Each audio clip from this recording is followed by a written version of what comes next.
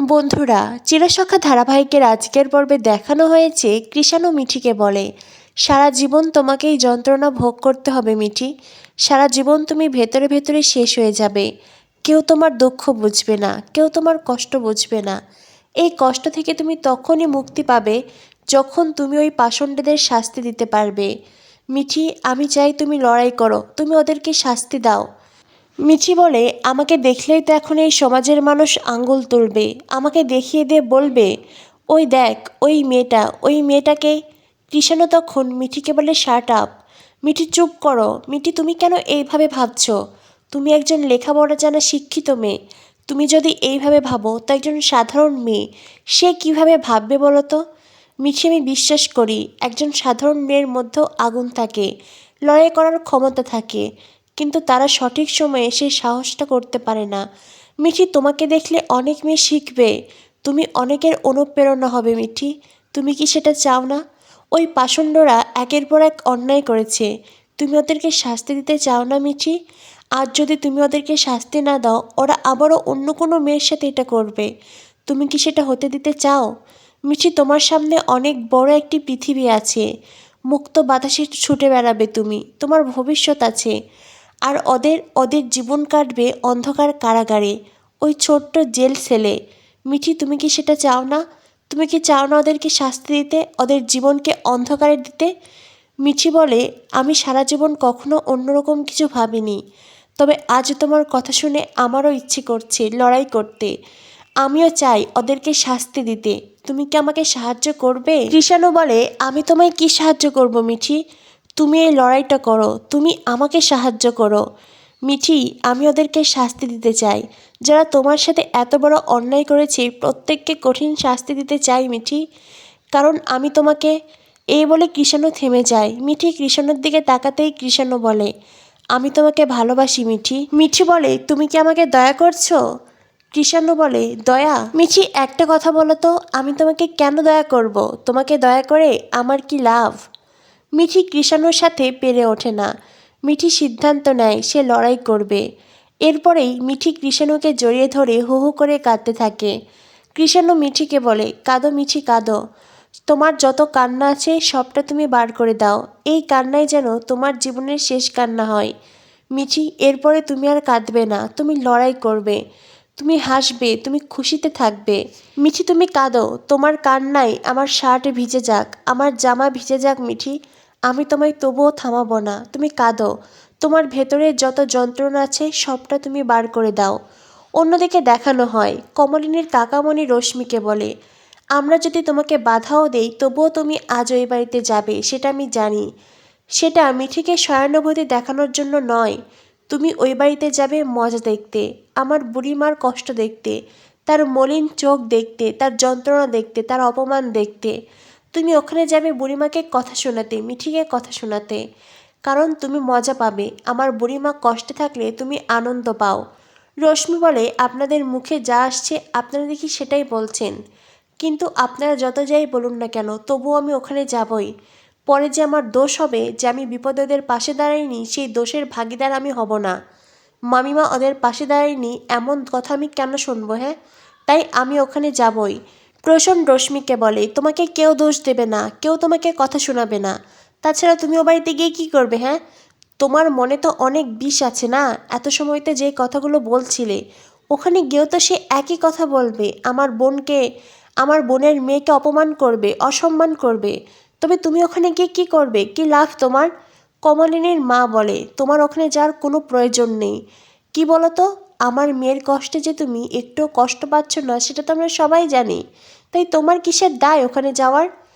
তখনই রশ্মি বলে, আপনারা যে যাই বলুন না কেন আমি যাবই, আমি কোনো দোষ নিতে চাই না। প্রশান তখন রশ্মিকে বলে, ঠিক আছে তুমি ওখানে যাও, তবে একটা কথা মনে রাখবে, ওখানে গিয়ে যদি আমার বোনকে মিঠিকে কোনোভাবে অসম্মানিত করো, কোনোভাবে ওদেরকে খোঁচা মেরে কথা শোনাও, তো আমার চাইতে খারাপ আর কেউ হবে না।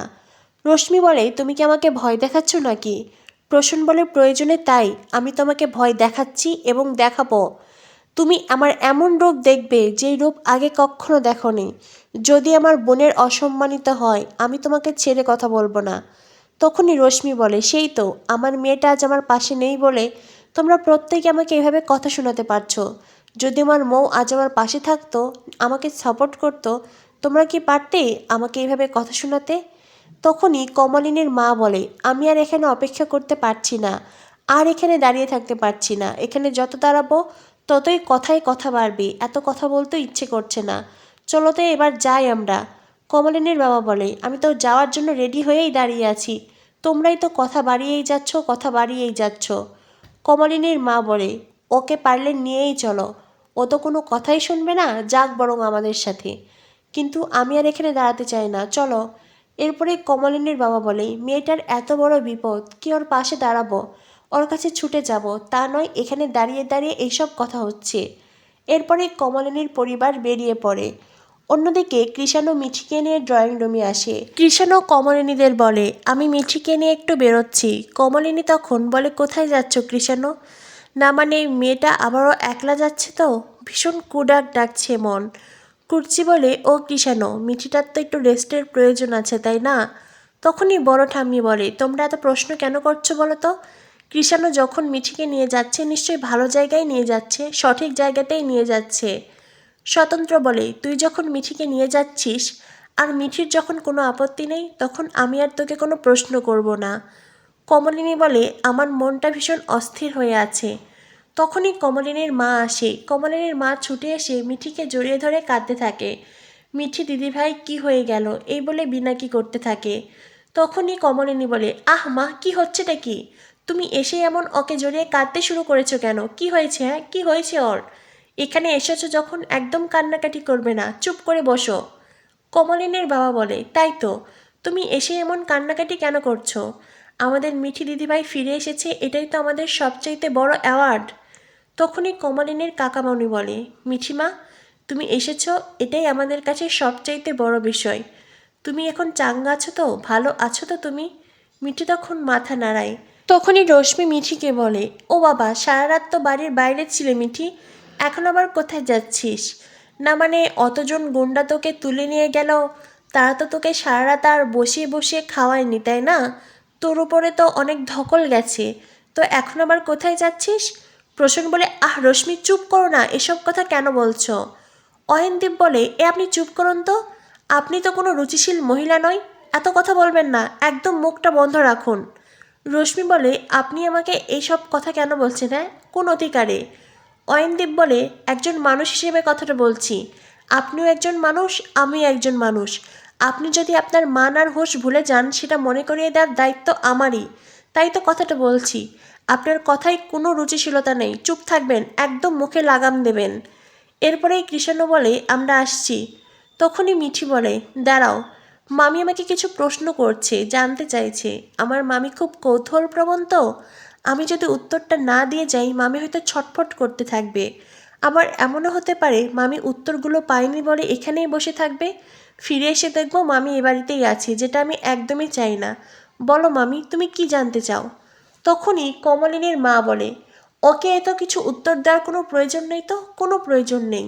বাড়িতে তো বলছিল ধর্মের কল বাতাসে নড়ে, তুই নাকি মোয়ের সাথে খুব অন্যায় করেছিস, তাই এমন হয়েছে। তখনই রশ্মি বলে, আপনারা তো ভারী ভয়ঙ্কর মানুষ।